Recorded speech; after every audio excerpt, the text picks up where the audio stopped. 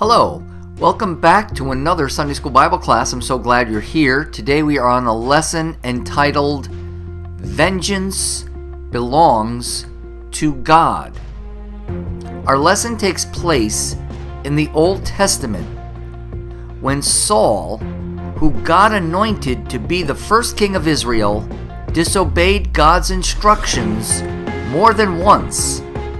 Because of doing this, God rejected him as king, but Saul remained in that office and continued to operate as king even though God was no longer with him.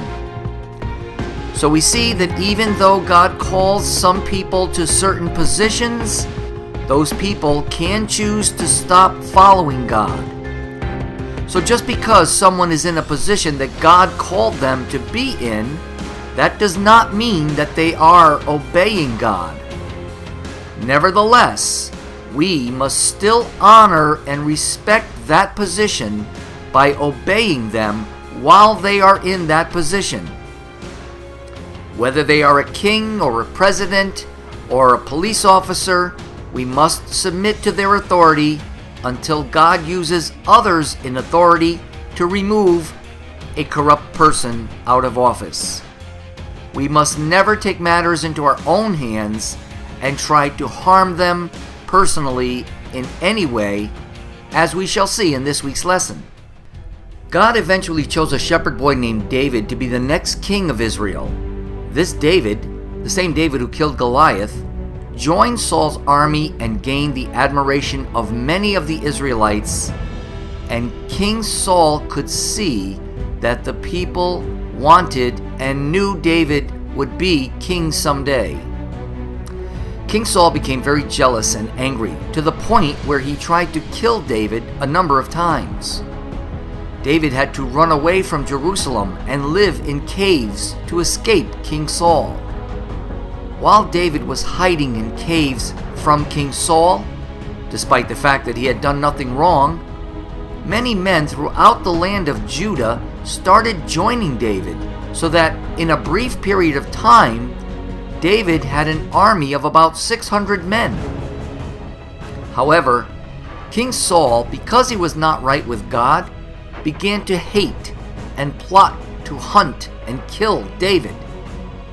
King Saul took 3,000 chosen men of Israel to find David and kill him.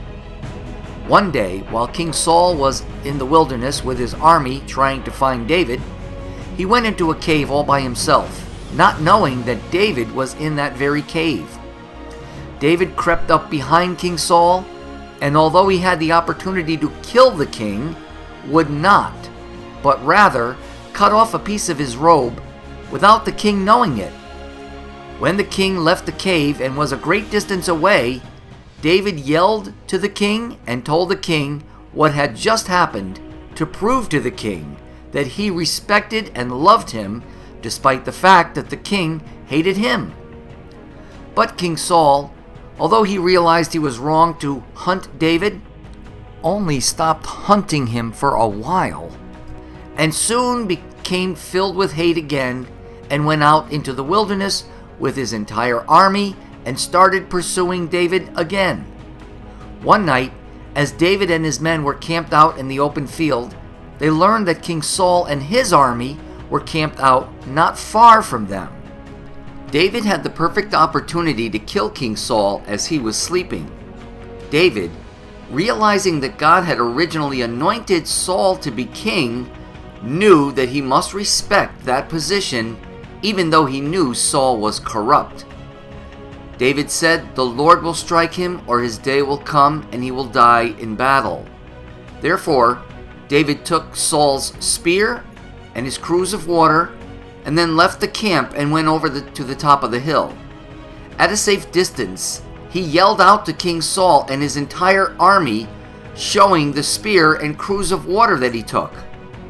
This proved that he had been in the king's camp and had had the opportunity to kill the king and would not, thus proving that he did not hate the king.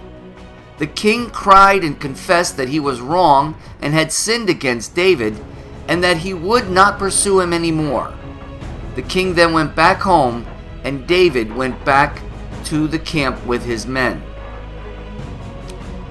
During the time when David was in the wilderness with his 600 men, David experienced another injustice, even while the king was pursuing him. A man by the name of Nabal wronged David, and David became so angry he decided to go to Nabal's house with about 400 of his men and kill Nabal. Nabal's wife went to them without telling her husband, bringing them food and humbly apologizing for her mean husband. She told David that God caused her to get to David before he came to her husband's house to shed blood. She said this was a sign that God kept David from making a terrible mistake of taking matters into his own hands by getting revenge, which would have ruined his great reign when he became king someday. She explained to David that a nasty, angry act of murder would ruin his reputation and those of his descendants. In other words, the consequences of this rash act of violence would follow him and his descendants for hundreds and thousands of years. She reminded David that because he did God's will, God would take care of his enemies for him. She offered David and his men all the food and asked again for forgiveness. When David listened to this woman, he realized that God had sent the woman to him to keep him from making a serious mistake. He blessed God and the woman and received the food she brought for him and his men. He told her to go in peace and to her house, and that he would take her advice and not try to get revenge for himself. Sure enough, as time passed, Nabal died, and David married Abigail.